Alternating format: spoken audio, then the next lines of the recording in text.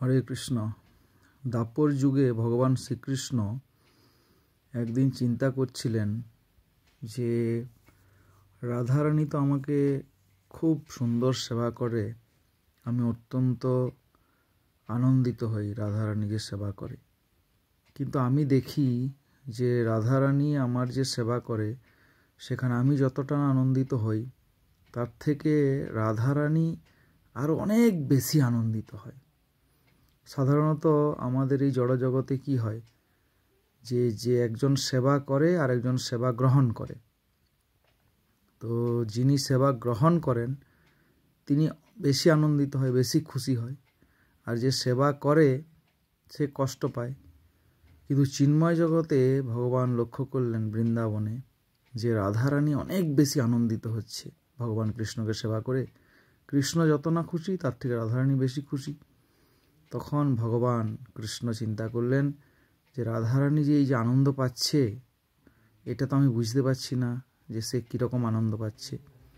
তার জন্য তিনি কলিযুগে এই রাধারানীর মনের ভাব বোঝার জন্য যে তিনি কতটা আনন্দ পাচ্ছেন তিনি চৈতন্য মহাপ্রভু রূপে অবতীর্ণ হয়েছেন।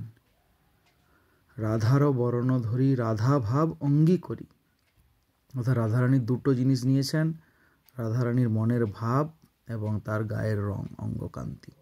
সেই জন্য চৈতন্য মহাপ্রভুর গায়ের রং হচ্ছে কাঁচা সোনার মতো, আর কিন্তু তিনি রাধা ভাবে ভাবিত।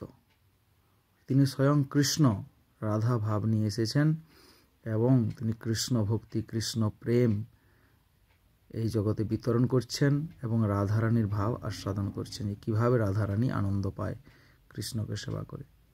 সেই জন্য চৈতন্য মহাপ্রভু তিনি হচ্ছেন স্বয়ং ব্রজেন্দ্রনন্দন শ্রীকৃষ্ণ। ব্রজেন্দ্রনন্দন যেই শচীসুত হইল সেই বলরাম হইল নিতাই। গৌর নিতাই এনারা হচ্ছেন কৃষ্ণ এবং বলরাম। সেই জন্য চৈতন্য মহাপ্রভুর যে রাধা ভাব আস্বাদন করছেন এটা অত্যন্ত গুরুত্বপূর্ণ।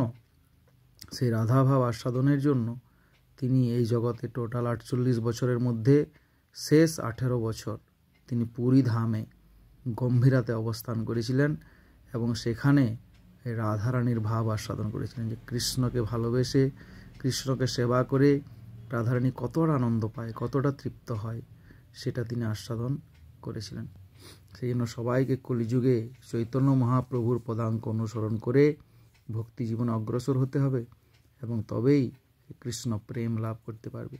মহাপ্রভু আচণ্ডালে এই কৃষ্ণ প্রেম বিতরণ করেছেন যে কৃষ্ণকে ব্রহ্মাদি দেবগণ সহজে পান না। ব্রহ্মাদি দেব যারে ধ্যানে নাহি পায়, সেই ধন, সে অমূল্য রতন কৃষ্ণ প্রেম তিনি সবাকারে যাচ্ছে, যাকে দেখেছে তাকেই দিয়ে দিয়েছে। পাপি তাপি যত ছিল হরি নামে উদ্ধারিল, তার সাক্ষী জগায় আর মাধাই। সেই জন্য আপনারা সবাই চৈতন্য মহাপ্রভুর যে নির্দেশিত পন্থা সেই পথ অবলম্বন করে অগ্রসর হন, আপনারা অবশ্যই জীবনে সফল হবেন। অবশ্য রক্ষিবে কৃষ্ণ বিশ্বাস ও পালন। আর চৈতন্য মহাপ্রভু বলেছেন ভারত ভূমিতে হইল মনুষ্য জন্ম, যার জন্ম সার্থক করি কর পর উপকার। এই ভারত ভূমিতে যাদের জন্ম হয়েছে বিশেষ করে তারা অনেক ভাগ্যবান, তাই তাদের উদ্দেশ্যে বলা হয়েছে জন্ম সার্থক করি করো পর উপকার। আগে নিজের জন্ম সার্থক করো, তারপর পরের উপকার করো। কীরকম উপকার?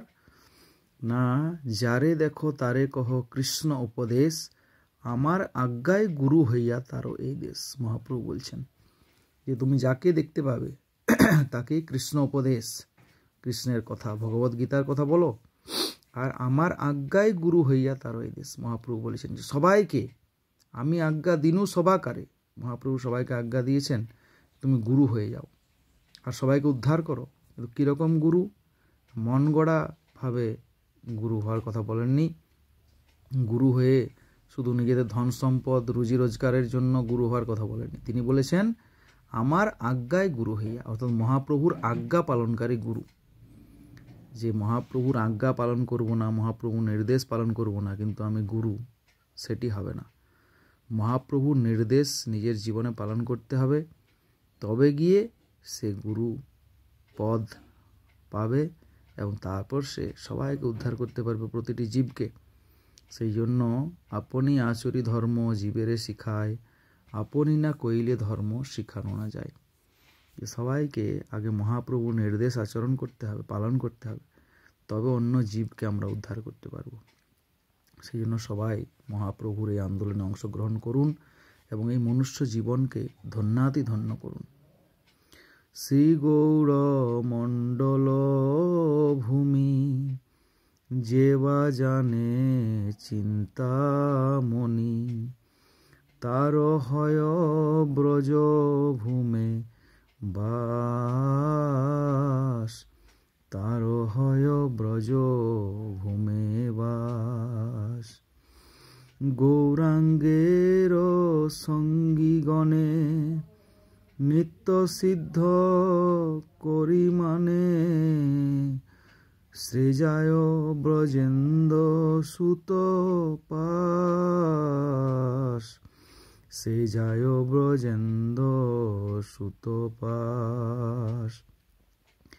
আর গৌরাঙ্গের মধুর লীলা যার কর্ণে প্রবেশিলা, গৌরাঙ্গের মধুর লীলা যার কর্ণে প্রবেশিলা, সে জানে ভক্তি রস সার, সে জানে ভক্তি রস সার। সেই জন্য গৌরাঙ্গ মহাপ্রভু এবং তার পার্ষদ তাদের যে নিত্য লীলা, সেই লীলা আমাদের আস্বাদন করতে হবে। চৈতন্য চরিতামৃত, চৈতন্য ভাগবত, চৈতন্য মঙ্গল আদি শাস্ত্রে বর্ণনা করা হয়েছে যে পরম পুরুষোত্তম ভগবান শ্রীকৃষ্ণ তিনি রাধা ভাব অঙ্গীকার করে গৌরাঙ্গ মহাপ্রভু রূপে নদিয়া নবদ্বীপে আবির্ভূত হয়ে সারা পৃথিবীকে কৃষ্ণ প্রেমের বন্যায় প্লাবিত করেছেন। এবং মহাপ্রভু বলে গেছিলেন, পৃথিবীতে আছে যত নগরাদি গ্রাম, সর্বত্র প্রচারিত হইবে মোর এই নাম। এবং তিনি শাস্ত্রে এটিও বলে গেছেন যে আমি আমার একজন মন্ত্রসিদ্ধ মন্ত্র সাধক সেনাপতি ভক্তকে পাঠাবো, যদি পাপী ধর্ম ছাড়ি দূর দেশে যায়, মোর সেনাপতি ভক্ত যাইবে তথায়।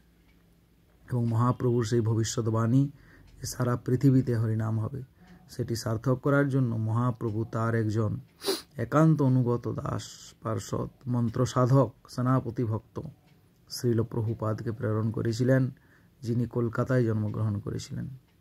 তিনি ইস্কনের মাধ্যমে সারা বিশ্ব জুড়ে মহাপ্রভুর এই স্বপ্নকে বাস্তবায়িত করেছেন। তাই মহাপ্রভুর ধারায় ইস্কন সারা বিশ্ব জুড়ে এই কৃষ্ণ ভাবনা, কৃষ্ণ প্রেম বিতরণ করছে।